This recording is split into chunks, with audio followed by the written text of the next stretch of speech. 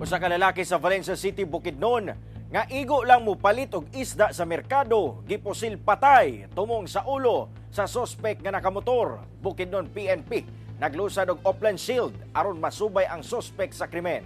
Aniya ang akong report. Wala na'y kinabuhi nga nagbitay siyang tricycle kining usa ka lalaki diyang naabtan sa otoridad pasado las 5 sa buntag adlawng Domingo sa Puro 15 Barangay Bagong Taas, Valencia City, Bukidnon. Base sa investigasyon sa PNP, adunay samad pinusilan sa iyang ulo ang biktima hinungdan sa iyang kamatayon. Giila kini nga 53 anyos nga residente sa Barangay Lumbo sa nasangpit nga syudad. May gawas nga padulong ang biktima sa Bagong Taas Fish Landing aron magpalit og isda diyang kalit kining gitaparan sa sospek nga nakamotor.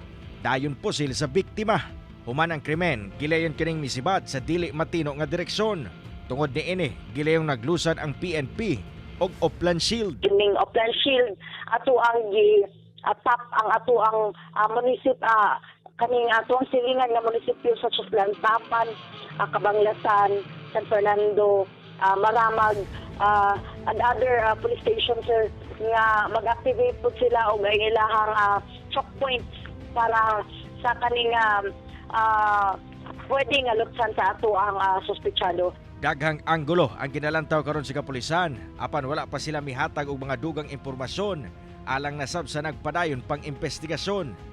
Padayon sab ang ilang pagpangita karon og mga saksi sa hitabo. So far sir, sa padayon nga pag-imbestiga, aduna tay mga anggulo na ginalantaw and naapod na mga witnesses nga nahanap po yung mga witnesses but ato pang i-verify ang ilang mga statements. Cyril Chavez, One Mindanao.